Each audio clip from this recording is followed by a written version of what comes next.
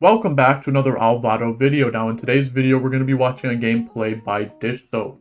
Dish Soap dipped down all the way into the 1200 LP range, and within a matter of 1 week he climbed all the way to 1650 LP to reclaim the rank 1 spot. I mean, look at this dude's match history. Not a single 7th nor 8th with a 3.25 average is insane levels of consistency. And of course, on this climb, he was able to learn a few things. And so in today's game, we're here to talk about this guy right here, the number 2 highest win rate gold augment on 2-1, the Gadgetzan Crest. Easily one of the highest amount of games played too amongst the rest of the crests. So yeah, we're going to be taking a look at the Gadgetzan line. And before we jump into this game, I'm going to talk a little bit about how the meta devolves after certain patches. We can see he's shown First Aid Kit, Gadgetzan Crest, and Knife's Edge. And just because he had this Bramble, he automatically was thinking, okay, I'm going Gadgetzan. Now, before I talk about that, in the previous patch, in the previous meta, that is when Gadgetzan got the rework. So not the patch that we're in currently, but in the last one, that's when Gadgetzan got reworked to give the damage amp and the damage resistance. But the thing is that even though a lot of people understood that the Gadgetzan line could be really strong, it wasn't nearly consistent enough to be broken. It was really, there were lines where you could get this Gadgetzan Crest, but you would have to get it through a tome, and the only one that you could realistically get, or the only +1 Gadgetzan that you could realistically get, was from the heart. And so, since the line wasn't so consistent, a lot of people chose not to hold on to the Gadgetzan units in the early game, and that is exactly what defines a meta. Because now, in the new meta, where Gadgetzan has been reworked, where the heart is silver, there's a crest, and the Gadgetzan crown is reworked to give you, the Gadgetzan emblem, and Lulu got buffed, and Zoe and Nunu hero augments got buffed. All of these little things, they all come together to make it so that, the Gadgetzan line is a lot more consistent, and it makes the units in your shop, it makes it so that when you're trying to figure out exactly what units you want to hold on to the early game, the Gadgetzan units are a lot more valuable. Now, why are units in the early game so hard to understand which ones you need to hold? It's because the thing is, you're very broke. You're literally broker than a college student in the early game. You have no money to hold on to every single unit that you want, so you have to choose the most important units. You have to choose the units that are going to give you, the most value, the ones that are going to put you in the correct line in order for you to get that top 4. And exactly like, a broke college student, if you're going to the store or whatever, then you can't always, get everything you want. You just have to get everything that you need. And so in the last meta, the Gadgetzan units were not the units that you needed. They just weren't strong enough. They weren't consistent enough. But now we can see in this meta, there's so many more Gadgetzan lines, and there's so many different ways that you can play it and end up getting a top 4. Now that Gadgetzan got buffed, the AP line got buffed. A lot of things around Gadgetzan are just a lot stronger. So the units are significantly more valuable to hold onto. Okay, and so now we can kind of see exactly how he's playing this game. He had some sort of an econ. He didn't have an econ opener, but he had, a lot of gold up front. He was able to make 10 on the first round of the stage. He fielded a Talon 2 and then a Poppy 1. And even though he had a Talon 2 and a really strong opener, he didn't want to level up because he needed to, you still want to find all of the Gadgetzan units. You really need the Lulus and you really need the Poppies, because that's how you're going to get 5 Gadgetzan. And you're going to be playing all of those units until you find, Nunu in the late game. So he didn't want to level up to increase his odds of finding, the early game units. And also, he knew that he probably wasn't strong enough to guarantee a 5 streak, so that also played a role in why he chose not to level up so early. So he was fielding the Talon, he made the Bramble, and we can see that he actually got dropped. I forget which item he went for carousel on for carousel. It might have been cloak because he really just wanted to rush this Bramble Declaw like Gadgettine frontline because this is like the trick that he has learned on his climb onto getting rank 1. Not only does Bramble give you, you know, a bunch of armor, but it also gives you crit negation, which means that it actually has a lot of value against not only AD units but AP units as well, because a lot of the strength in AP units is utilizing, you know, massive numbers of AP, and then when they get, you know, a bunch of AP bonus, they often like to pair that with crit. But since Bramble negates 75% crit chance, you know, you take a lot less damage through AP damage that way as well.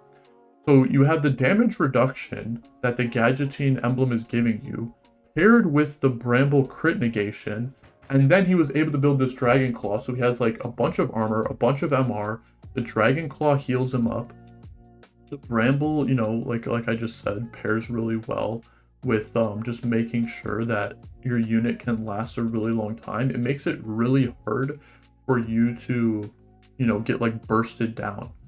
You'll see later on the game here, he eventually plays like a Gadgettine mech, and even like those, even like units like it's like a 3-star Kaisa have like a really difficult time getting through a Gadgettine with Bramble Declaw, or just like a 3-stacked, you know, Gadgettine mech unit.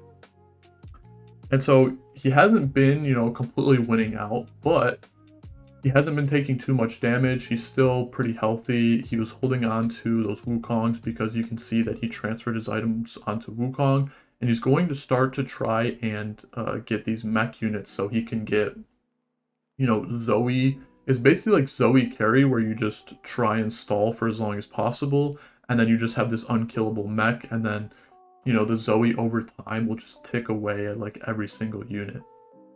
And then you often have like a lot of good units to put Gadgettine items on, because if you have this like 3-item Wukong, then you Annie and Poppy are both like really strong tanks, and then you can always still utilize like the extra tank items, and then you're always going to be giving some form of damage items to Zoe.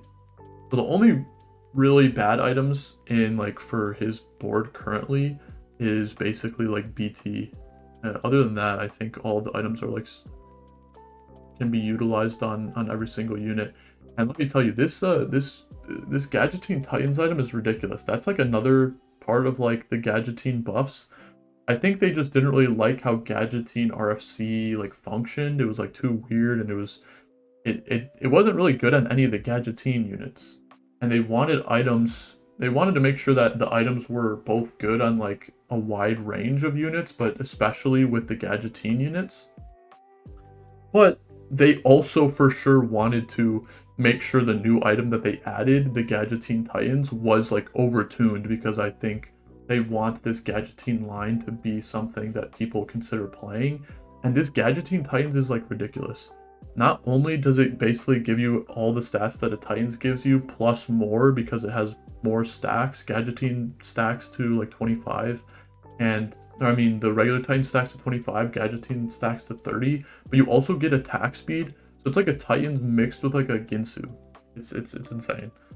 It's really strong in like any unit, but if you can get like a Gadgettine Titans on like Bel'Veth or Zed or something crazy, then yeah, it's really strong from that spot.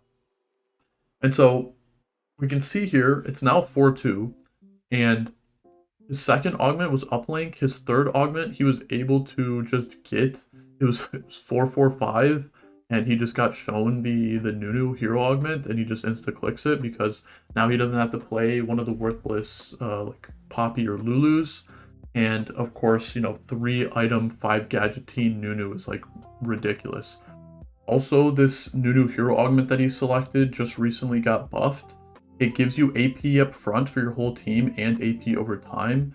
And instead of giving your team like 10 AP up front, it gives your team 20 AP up front and then 10 AP every 5 seconds after that, which is perfect with his build, because, you know, he's playing this like unkillable frontline mech unit. So if everything is focused on, you know, this mech that they can't take out, then, you know, the Zoe gets like a bunch of AP over time, the Nunu gets AP over time, and then eventually like both of those units in combination with each other just start like one-tapping things. So you can see he was able to get to level 8 just on the back of this mech Nunu. I mean, just on the back of this this mech Wukong. And then after finding Nunu, he like feels a lot more stable.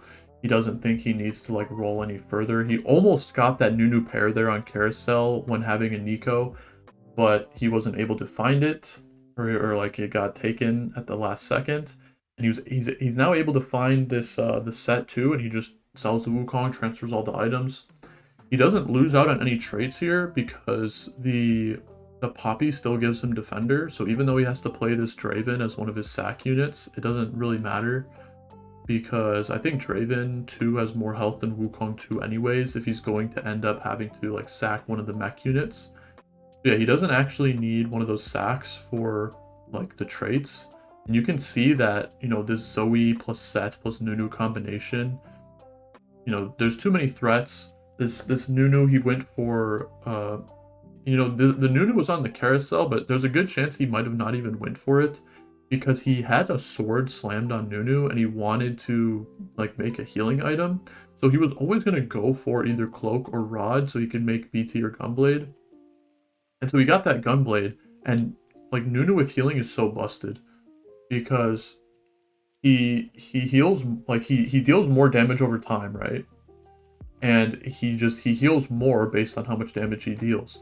So if there's a Nunu that you can, like, if there's a Nunu that can make it to the late game without getting killed early on, then that Nunu just becomes insane. And with the 5 Gadgettine buff, where, you know, he has the damage resistance, it's a lot harder for people to, like, kill him. He deals more damage, he heals up more.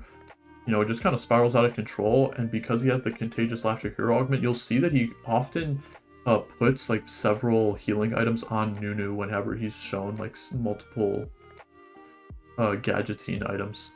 Like he could have put the Hodge of Justice on, you know, like Zoe or something here, but he does also still have Zoe 1.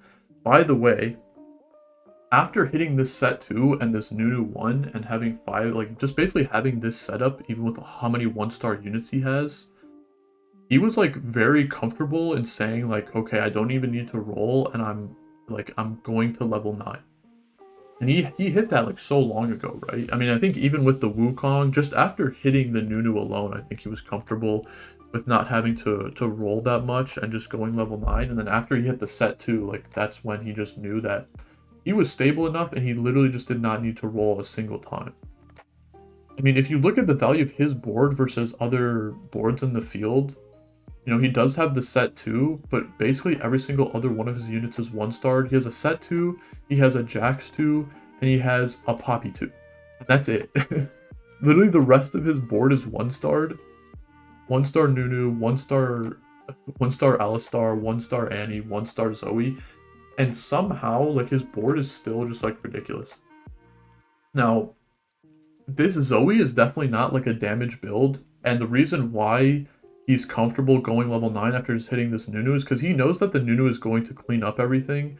The Zoe is just there to, you see he has this Shojin on it. He made this like earlier on in the game. It's just to spread the Zoe like virus, because the Zoe gives like damage increase. And the difference between Zoe 1 and Zoe 2 in that regard is none, because Zoe at 1-star gives 10% damage increase when they're like covered with like the Zoe virus. And then Zoe 2 also just gives 10% damage increase. Now, obviously, Zoe 2 does more damage, but he's not building Zoe with the damage items anyways. So he's just wanting Nunu to do all the damage, and he's just kind of utilizing Zoe as like a way to just get that extra damage amp. But it is worth noting that Zoe 3 does get 20% damage amp. So like the difference between Zoe 1, 2, and 3 is like pretty big. Or like 1 and 2 versus Zoe 3 is like pretty big.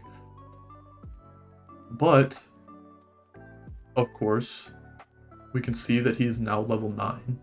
He added Fiddlesticks in because he's running mech, and we all know Fiddlesticks is busted when you're playing mech because he gains the instant 80 APE. he didn't want to put the spark that he put on this Fiddlesticks on the Nunu because he wants like one slot open so he could put one of the Gadgetzine items on, because the Gadgetzine items are more often than not stronger than just like regular items. And with being shown 2 items every single round, there's a good chance that at least one of them is going to be really good on Nunu. Spark on Nunu is of course like really strong, but yeah, like I said, he prioritizes having that like open item slot on the Nunu so he can, yeah, put one of those extra items.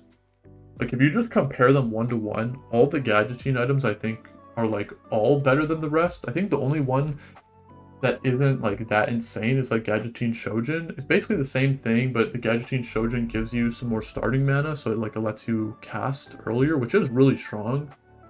But if you compare the 2 items compared to like the rest, I think like the, you know, Gadgetzine like Titans versus regular Titans, Gadgetzine Warmogs versus regular Warmogs, Gadgetzine Giant Slayer versus regular Giant Slayer, like all of those are like significantly better versions of like the regular items. So now he's level 9. He rolls down there. He finds a Leona, so he replaces the Draven with the Leona because he has no need for the Ace trait, and the Leona's just going to give more health to the set. And then he finds a Nunu pair and he ends up Nicoing the Nunu. He could have held his Nico to try and wait until he had everything. Like if he could have waited until he found like Fiddlesticks 2 and Leona 2, and then he would have like Nico'd the last one that he was missing. But he thinks he's strong enough where he can just kind of finish off this game by just getting this Nico 2, and he's kind of forcing the hand of his opponents in this spot. He also was pretty far off. You can see he has 0 gold, and he does have Fiddlesticks pair and Leona pair, but it probably would just take too long. And the difference between Nunu 1 and Nunu 2 is pretty huge. He's barely able to win this fight here. And it's pretty funny on his roll down because he has like a lot of open slots, and he's kind of just playing this Alistar for like no reason. I mean, obviously it's giving him Aegis and Mascot and Ox-Force, but there's a lot of other units that he rolled past that could be more valuable. Like someone in his chat was saying like, why don't you hold on to Echoes? He passed up like a bunch of Echoes. He passed up like a bunch of Zacs. And the reason why he did that is because he just thinks getting like the Aegis and the Mascot is more valuable than having like a better frontline unit. Because look at his frontline. He was basically telling his chatter like, what, you think I need like a stronger frontline? Like he basically has this unkillable mech set unit that there's no way that he needs like a stronger frontline. He just needs like forms of utility.